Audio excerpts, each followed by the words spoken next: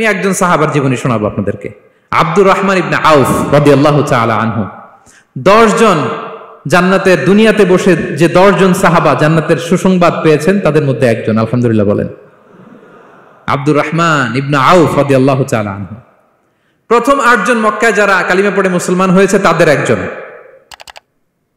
তার স্ট্যাটাসটাকে জেনে নেন।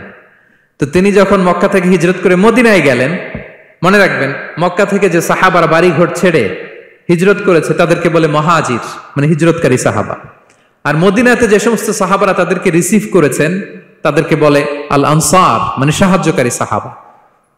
তো যারাই হিজরত করে মক্কা থেকে মদিনায় যেত, বিষ্ণু ইসা ইসলাম মদিনার কোন সাহাবীর সাথে তার ভাই পাতিয়ে দিতেন, আল মুআখাত, ব্রাদারহুড করে দিতেন, দায়িত্ব দিতেন যে তুমি এই সাহাবীকে দেখবে।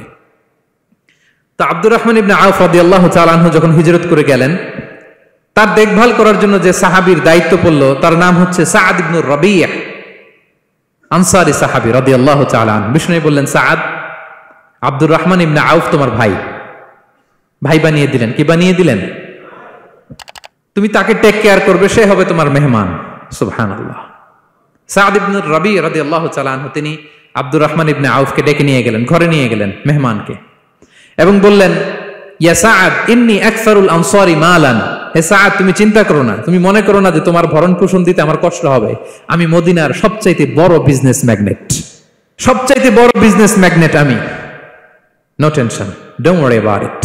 টেনশন নিও না, আসো, তোমার জন্য আমার কি প্রপোজাল শোনো। ফাআকসিমু লাকা নিসফা মালি, আমার যত সম্পদ আছে আমি অর্ধেক তোমারে দিয়ে দিব। সুবহানাল্লাহ। এত আসতে আপনার বাড়িতে কেউ মেহমান হলে করতে পারবেন এরকম? আল্লাহ, কেমন প্রেরণার বাতিঘর তারা।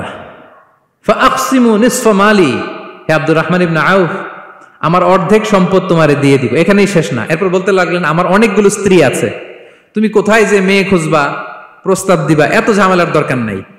আমার কোন স্ত্রীকে তোমার ভালো লাগে বলো, তার যদি তোমাকে ভালো লাগে তাহলে প্রয়োজনে তাকে আমি ডিভোর্স দিয়ে দিব, তাকে নিয়ে তুমি সুখের সংসার করবা।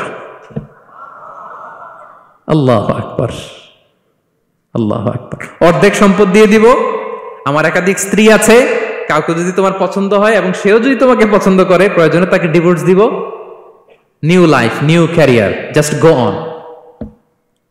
আমরা এই সুযোগ পেলে কি করতাম? সাথে সাথে অর্ধেক সম্পদ নিয়ে নিতাম, ঠিক কিনা? আব্দুর রহমান ইবনে আউফ প্রেরণার বাতিঘর। উনি কি করলেন? উনি বললেন, লা হাজাতা লি ফি যালিক। আমার ভাই, তুমি যে বলছো এ সাআদ ইবনে রবি, তুমি যে এত চমৎকার প্রপোজাল দিয়েছো, এতেই আমি খুশি, তোমার কোনো কিছুর আমার দরকার নাই। বারাকাল্লাহু লাকা ফি আহলিকা ওয়া মালিক, আল্লাহ তোমার সম্পদে বরকত দেখ, আল্লাহ তোমার পরিবারেও বরকত দেখ। তবে একটা কষ্ট করতে হবে, সেটা কি? আব্দুর রহমান ইবনে আউফ বললেন, দুল্লানি ইলা সুক, just show me the way to market. মদিনার বাজারটা কোথায় এটা একটু দেখায় দাও। আমি নতুন মানুষ, পথঘাট চিনি না। দুল্লানি ইলা সুক, just show me the way to market of Medina. মদিনার বাজারটা কোন রাস্তা একটু দেখায় দাও। আল্লাহু আকবার।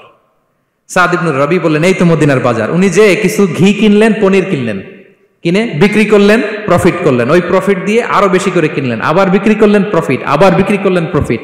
এই কেনা বেচা করতে করতে 1-2 মাসের মধ্যে উনি মদিনার one of the biggest business magnate হয়ে গেলেন। আল্লাহু আকবার। কি হাড় ভাঙ্গা পরিশ্রমই না তারা করেছেন। একেবারে রেডি ক্যারিয়ার ছিল, গেলাম সবচেয়ে বড় বিজনেসম্যানের অর্ধেক সম্পত্তি পেয়ে গেলাম। He didn't accept the ready career, rather he made his own path with his own endeavor. নিজের চেষ্টায়, নিজের পরিশ্রমে, নিজের ঘাম ঝরিয়ে নিজের ক্যারিয়ার তৈরি করেছেন। চিল্লায় বলেন ঠিক কিনা?